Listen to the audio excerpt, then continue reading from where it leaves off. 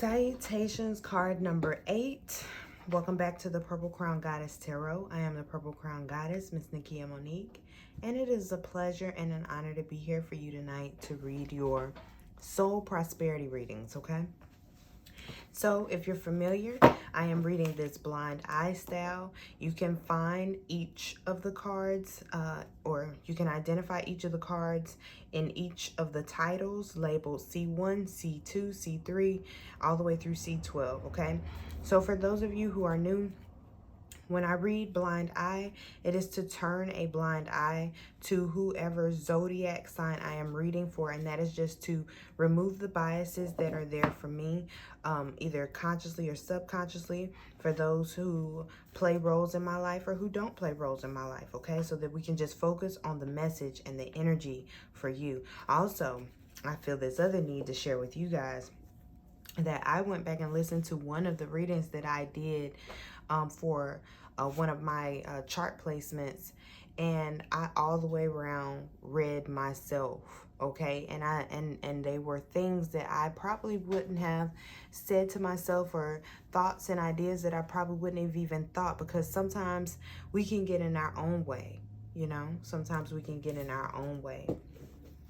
And I found it to be so beautiful that reading in this way has also given me in such a unique way. Okay, so card number 8, we're going to go ahead and begin your reading. Divine Mother and Father, Most High God, thank you so much for the viewer. Thank you for allowing me to be a conduit of your messages. Thank you for allowing your messages to be perfectly synchronized so that the viewer knows without a shadow of a doubt that you have orchestrated this conversation with them. In your name, I thank you. I thank you for growth. I thank you for healing. I thank you that the viewer is able to identify and align with the prosperous parts of their soul. In your name, I thank you. So it is. Ashe, Ashe, Ashe. Okay? So as I was meditating on these readings, I did look up the meaning of prosperity, and it read as such: the condition of being successful or thriving, especially economic well-being. A successful, flourishing, or thriving condition, especially in financial respects.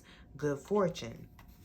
Okay, and as I was meditating on this energy, a phrase that I use all the time kept coming back to my mind, and that is, people are the true wealth. Okay, so that means health is wealth.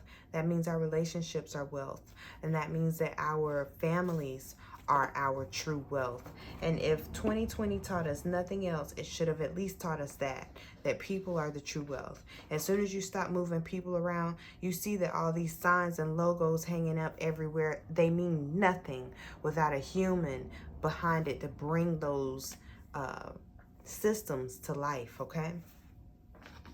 So card number 8, Most High God, thank you so much for helping me to understand what are the energies that you would like to discuss with card number 8 surrounding the prosperity of their soul.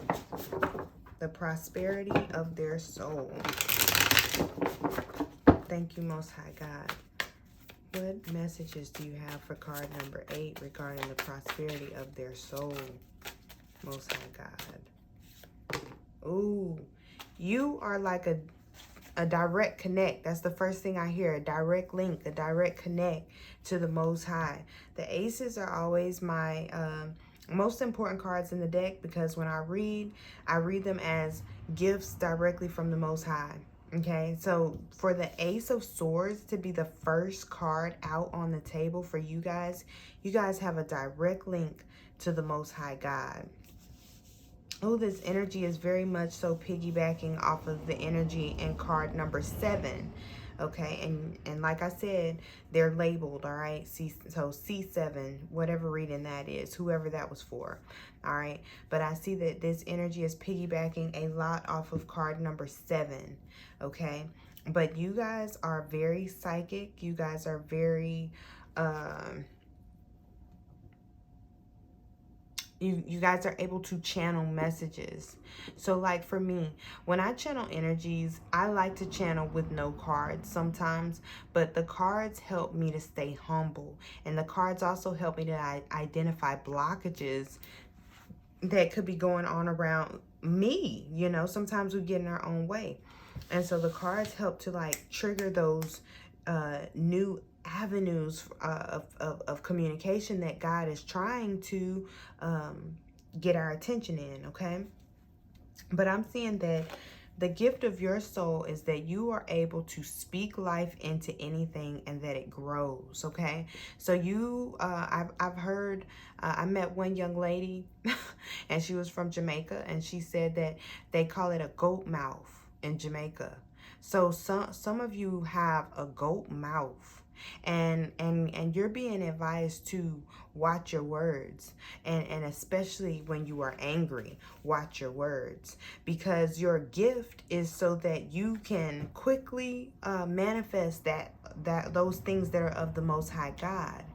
Okay, but if you're blinded by your own anger and deaf to your own words, then what you're manifesting is against the high plan, the highest plan. And that highest plan is for your happiness as well. You are very important.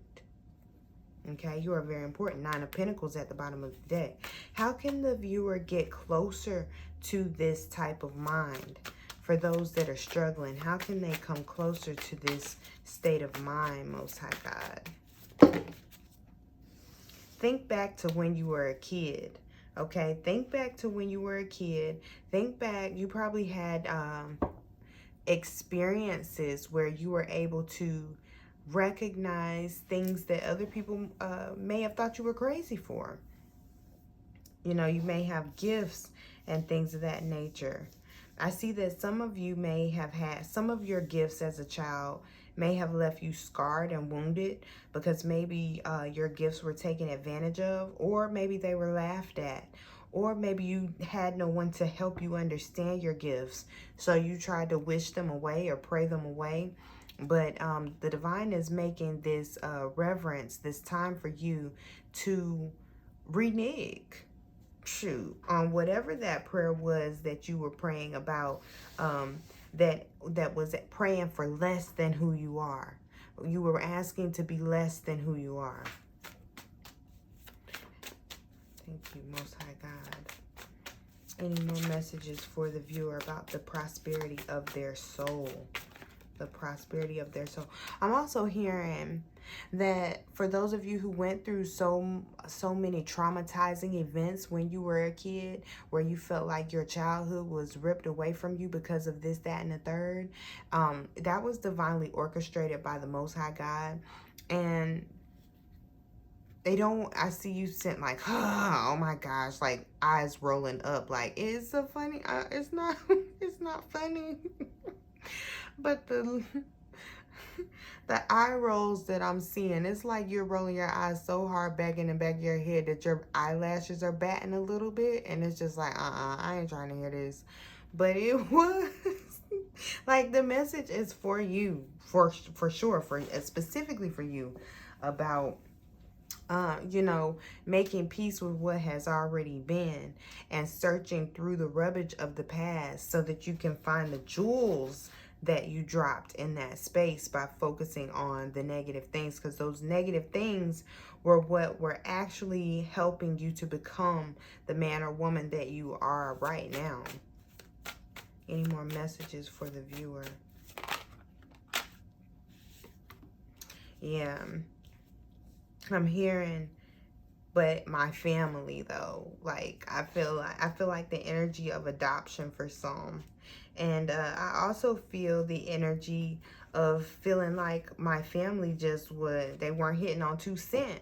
Like, my word didn't matter, my feelings didn't matter, what I had to say didn't matter. My family is who taught me how to fight. So how am I supposed to get any type of refuge or any type of healing from dealing with those people? Or how is my childhood going to benefit my soul at this point in time? Oh, and I feel like it's because it's a child that's going through the same things that you went through, and nobody else is going to be able to understand them but you. Yeah, so with the Strength card popping out, I'm focused a lot on the sheep. And so I'm hearing a conversation that me and my boyfriend had on our podcast, where we talked about whether you should beat your kids or not. And I brought up a very interesting point where I was just saying, he brought up scripture, so I went with it, you know. And I said, well, going back to scripture, since you said spare the rod, spoil the child, what about the 23rd Psalm, where it says, thy rod and thy staff, they comfort me. They comfort me. So if you, to spare the rod of the child is actually to spare the comfort of the child. And I feel like with you, a lot of your wounds are coming from where you were hit, you were struck more oftentimes than you were listened to, and you didn't have anyone there to really help you feel as if you were a part of the family, because it was on a different level back then. You know, but I'm seeing the divine is asking you to take care of yourself with this Page of Pentacles, your inner child, nurture your inner child and do work there. That's where the jewel is. And the rubbish, you know, when that saying came, that phrase came in, where I was hearing, go back to the rubbish of your childhood to see if you can find the jewels there. The jewels are there in that space where you reflect with your child, your inner child, yourself. Okay, and reflecting there in that space is what is giving you the strength and the prosperity in your soul to be able to help these kids who are going through this and nobody else is able to help them. That's a major gift right there, because the children are our future. Any other messages? Look, okay, the Emperor at the bottom of the deck. Really, I see that some of you already work in this area. You work with social services. You work with child protective services. You got into it and you felt like it was going to be one way, and it's just not the way you had hoped that it would be. You see the flaws in the system. You see where the system doesn't work. You see where the system fails a lot of families, and you're wondering, is there anything else I can do? Is there anywhere else I can go? Is there any way I can do the work that I need to do without sabotaging my soul, without selling my soul anymore? You know, and the divine is saying yes. You know, the divine wants you to weigh out your options, to identify, tangibly write those things down that are working and that are not working with the system, and allow your passions, the things that hurt you the most, that's where your passions are born from.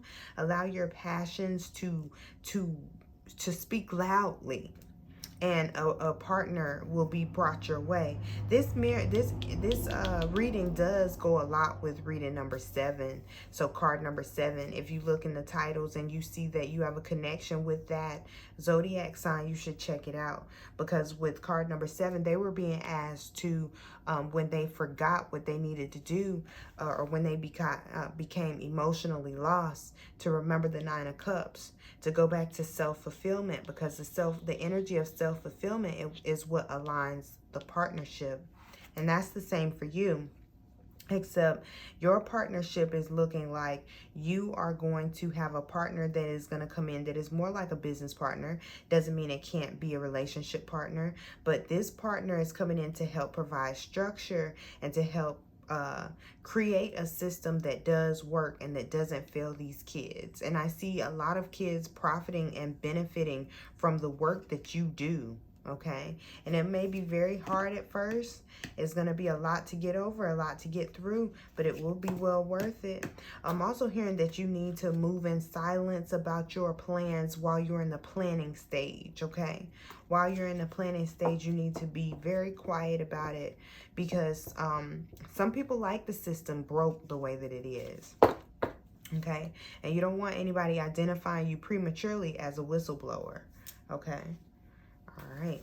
Any more information or anything, any other energies do you want to discuss with the collective, Most High God? Any other energies? Illumination came out in reading number 7, but it was in reverse.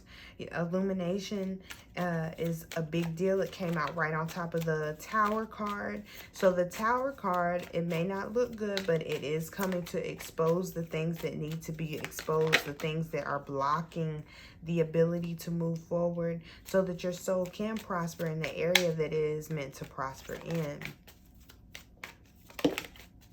Okay. So when I receive the stop sign, I go ahead and stop. But you are protected, okay? You are protected.